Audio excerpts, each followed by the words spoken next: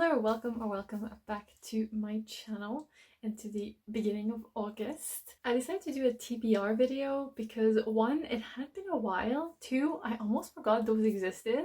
Like, I've been so out of the loop. I've literally only been following the prizes. So getting back into a bit more of a habit. I've been mood reading a lot the last few months, so much so that actually my reading generally has gone down to like a couple of books a month. But I don't know, I just felt like a regain of energy this month, and I've started to read a couple more like physical books. Like last month I only listened to audiobooks outside my PG. Obviously I'm reading other books, but I'm not counting them. And yeah, I decided to do a TBR and we'll see what I actually managed to accomplish or not. Because we're a few days into August, I won't count the 2 books I've already finished.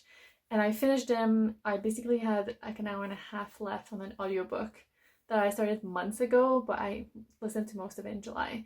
So I don't really count it, but yeah, one of the Bronte books. And I also finished reading a physical book as well that I started a few months ago. I think I read the first chapter or whatever. I read most of it again in July and then finished the last 2-3 chapters on like the 1st, 2nd of August. So, ignoring those, the plans for the rest of the month include Pineapple Street by Jenny Jackson. I feel like I heard about this book a couple of years ago when I was starting to look at doing a list for the Women's Prize, and it didn't quite make my list, but yeah, I heard about it and I saw it in my little free library at work, so I grabbed it. And yeah, I just started it. I'm 40 pages in. We're following 3 different, is it 3 women? Darlie, Sasha, and Georgiana. So yeah, 3 women who are sort of part of this rich family, and they have sort of different, I guess, relationship with the family and with money and stuff like that. Yeah, I'm enjoying it so far. We'll see. Let me know if you've read it. I think one of my colleagues, when she saw I grabbed it, she was like, oh, I really want to read that. So I'm going to try to bring it back to the work library, or to her directly when I finish this. So I'll try to finish it before I go on holiday at the end of the month. Next is Sister-in-Law by Harriet Wistrich. This was longlisted for the Women's Prize for Nonfiction. I requested it, like, I think, when was the Nonfiction Prize announced? Early February.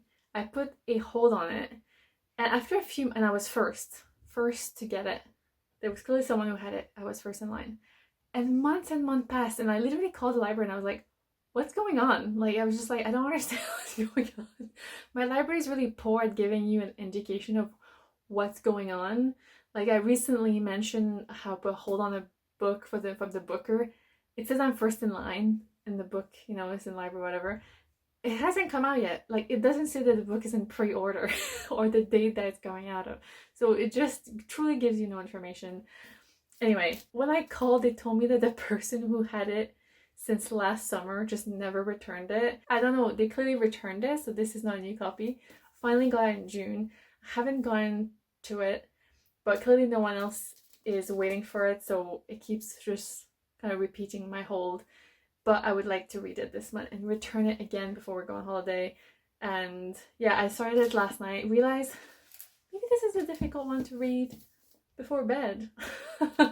But I really want to read it. I've had such, not a good time, but I've read such gems following the Women's Prize for Nonfiction, so I think that this is going to be also amazing.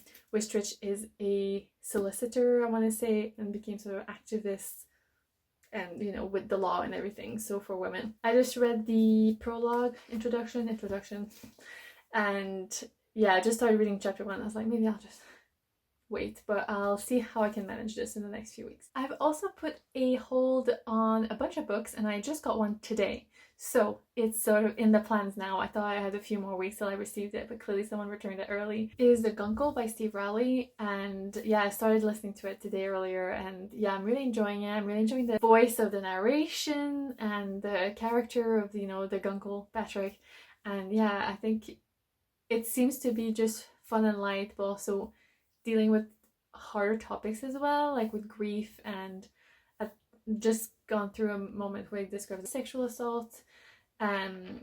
So yeah, I think it'll be a good one, and I think it'll be a fast one to get through because I think I listened to 30% already today. Next is a French book that I picked up when I was in France in May on a holiday and slash just in a wedding, and I went to a bookshop last year. Actually, we visited that town before, and our friends who were from near there, basically, they know me. They brought us to the, well, us, me mostly, to the main bookshop. So I returned this year. I returned twice. So I think I bought 3 or 4 books. But yeah, so this is one of them. Qui tu aimes jamais ne perdra. Who You Love Never Will Be Lost by Natalie Bauer. And I think it's about these 2 lovers. I want to say, what are they from? The 1st century.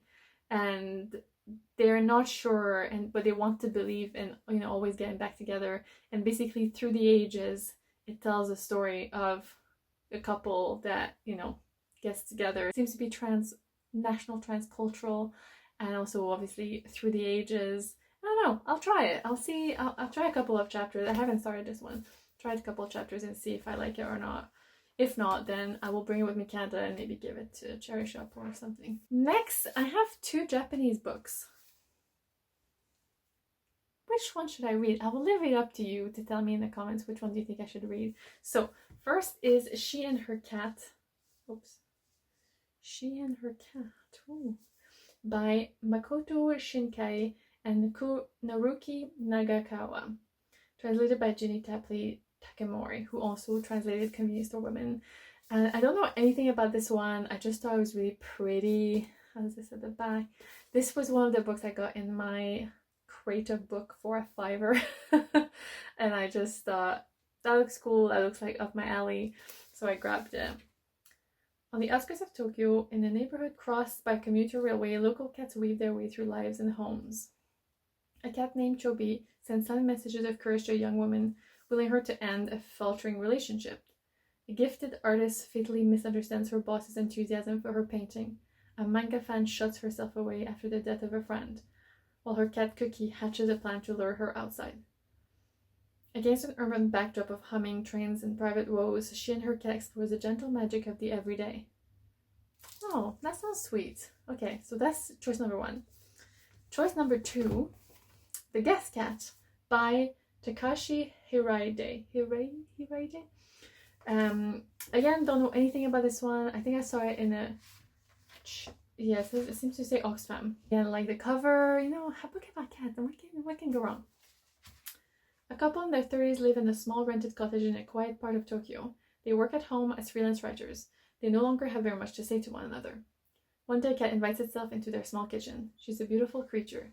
She leaves, but the next day comes again, and then again, and again. New small joys accompany the cat. The days have more light and color. Life suddenly seems to have more promise for the husband and wife. They go walking together, talk, and share stories of the cat and its little ways. And then something happens that will change everything again. So let me know if you've read one of them and which one you think I should actually start with. And by start, I mean this month, which one I should read. Yay, maybe I'll take it with me on holiday as well. Yeah. And finally, because let's not go overboard, I've only been reading 4 or 5 books a month. So, and that's already much more than that.